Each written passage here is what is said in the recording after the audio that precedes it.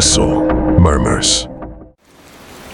Lately, I've been trying to send you stories every day, but I feel like a large number of people who have signed up almost never come back to listen to the stories. I don't know where that is. Make you unhappy. I hope to receive comments and suggestions from you. And if you find the video good, please give me a like to give me more motivation. For those who have not yet subscribed, don't forget to click the subscribe button and press notification bell to wait for the next story. Now let's get into the story. Story 1-1. In 2010, I went to a summer camp called Camp Ernst that my parents signed me up for. Thankfully, it was with my best friend Keith, so I wouldn't be going there not knowing anyone. The camp was for 2 weeks, and it was the typical setting you'd expect to see in those old summer camp horror movies, like Sleepaway Camp. There were 2 big cabins where the girls and boys slept, respectively. There was also a big lodge-type building with an activity center, dining hall, and other amenities, and then various other smaller buildings scattered throughout the camp. Keith and I stayed up later than all the other kids because we wanted to play on our Nintendo DCs together. It was reaching the deep hours of the night past 2 a.m. We were still playing DS together. That's when the door to the cabin opens. Panicking, we both threw our DCs under the pillows and pretended to be asleep. Footsteps moved around the room, from Keith's bed over to my bed. Then, the footsteps stopped at my bed, and for a short moment, I felt the ever-so-soft feeling of someone breathing down my neck. Then the footsteps moved away from my bed and back to the door before the door shut. I looked over to Keith and said, "That was scary, especially since whoever that was breathing down my neck." We went back to playing on RDs. That's when I got a text message on my phone which read, "Why are you two still up?" Those of us who had cell phones were given a list of phone numbers of the camp counselors who we should call if something were to happen. But that number didn't belong to any of the counselors, not that I knew of at least. I texted back saying, "Who is this?" They never responded though. I told Keith, who didn't have a cell phone, and he was just as freaked out as I was. Obviously, it had to be a counselor, or so we thought. So we went back to playing on our DS with the screen brightness all the way down. We both heard the back door to the cabin open. We looked at each other, and once again threw our DS under the pillows. There were no more footsteps though. Suddenly my phone vibrated. It was another text message from the same number. It said, "It's Counselor Tony. Come outside to the back of the cabin. I have something to say to you." I told Keith, and he said it sounded way too suspicious. Then we both wondered if whoever this Tony person was the one who just opened the back door. I got off the bed and took a few steps to the center of the room where I could get a view down the hall to the back door. There was no one in sight, so I walked down the hall a little bit. Keith didn't approve. When I got closer to the back screen door of the cabin, I realized there was a little section of wall that caved in, and in that little opening, there was someone hiding. I got a little closer and realized it was not a camp counselor, but some really old, creepy-looking man who was about the same height as me. I ran back to my bed, screaming help, waking everybody up. It was at that moment that I heard the back door slam shut. A camp counselor came rushing inside through the front door, and I told everybody what just happened. The counselors went around the whole campsite, searching the perimeter for anyone matching the description I gave. It was a big place surrounded by forest, though. It would be impossible to find someone. What still doesn't make sense to me is how that man got my phone number. My best guess would be he somehow found a list of phone numbers that the counselors had made. But how did he know who I was? I still dream about this experience every now and then. Story 2. I was just 13, It was my first and last year at a teenager summer camp, which was basically a traditional summer camp for teens aged 13 to 16. The place had some history, though. An old woman who worked on the grounds died from reasons not disclosed to the public. The old woman was one of the former cafeteria workers, Mrs. Graham. Well, I'll keep this short. It was one of those nights that my brain just hated me and was basically telling me you're not getting any sleep tonight.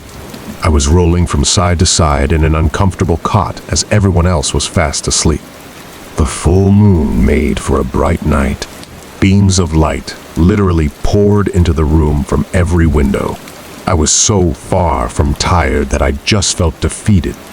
I sat up and rubbed my eyes, and when I opened them again, I noticed the light from the window straight across from me was blocked by something. I gasped when I saw what was blocking the light. It was a person's head. It looked like an older woman with a red cap on. What the hell is this lady doing? I thought to myself. It didn't really hit me hard until I realized the woman was looking right at me, like her eyes were locked onto mine. When I saw this, I flipped on my side and pretended to be asleep. Or maybe I just wanted to hide under the covers like a baby. I gave it a minute before I dared look back at the window. She was gone. I breathed a sigh of relief. The room seemed darker now, though. Something wasn't right. I looked up to the window right above my cot, and 3 feet away from me. At most, there was the same older woman in a red cap looking straight down at me. Once again, I covered myself with the blankets and cowered in fear. I don't know how long I stayed like that before I actually fell asleep, because the next thing I remember is going to one of the adults running the camp and telling them about the woman with the red cap. He looked at the 2 women who were also in his office, and they looked back at him with disturbed faces. One of the women said, "That's so creepy. That sounds exactly like Miss Graham." As she said that, my heart skipped a beat. To this day, I don't know if what I saw at that window was a real person, if it was in my head, or if by some off chance, maybe it was Miss Graham out there. Story 3. I'll never forget the time I went to a sleepaway camp in Pennsylvania. I was a little kid at the time, and I was very shy. Meeting all the other kids at the orientation on the first day was a scary experience for me. I'd rather be home playing Super Nintendo or something. Some of the other kids made friends pretty quickly. I thought I wasn't going to make any friends, but luckily some really outgoing kids started talking to me early on. I can't for the life of me remember his name though, so I'll call him Mike. Mike was a short blonde kid who always wore a Yankees hat. I thought he was the coolest kid at the time, but looking back now, I realize he's probably one of those kids who turned into a punk troublemaker in high school. During the tour of the campgrounds, the first day, Mike and I picked up on a lone bunk building that looked like it had been abandoned and unused for years. We asked one of the counselors what happened. He said he had no idea it was his first week working there. All he knew was that it hadn't been used for years. On the last night of camp, we were in our bunks. Everyone was getting ready to go to sleep. Mike came up to me and whispered something in my ear. He wanted to sneak over to that abandoned bunk just for the fun of it and see what's inside. I wanted to seem cool to Mike since I, for whatever reason, looked up to him, so I agreed. When everyone was asleep, we went outside and kept close to the bunk.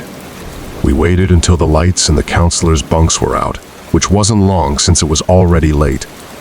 Then we ran down the pavement, leading through the counselors' bunks towards the abandoned bunk building. My heart was racing the whole time. I wasn't built to be doing mischievous things like this. Not at that age, at least. Mike led the way until we were by the door of the abandoned bunk. The front door was boarded up, which is one of the reasons why it caught our attention initially anyway.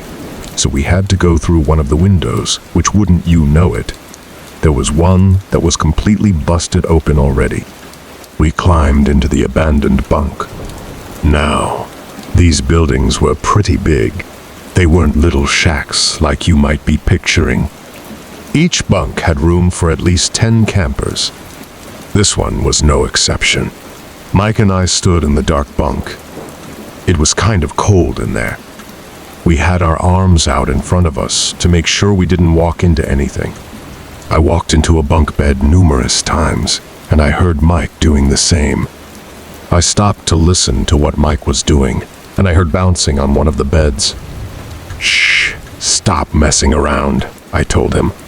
I assumed he was hopping up and down on one of the old bunk beds, but Mike's voice came from the complete opposite side of the room. As I remember, he said, "That's not me.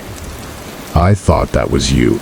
We had nothing to use as a light source, so we were in a pitch-black room in a building that hadn't been used for years, and all we heard was the sound of someone bouncing up and down on a squeaky mattress.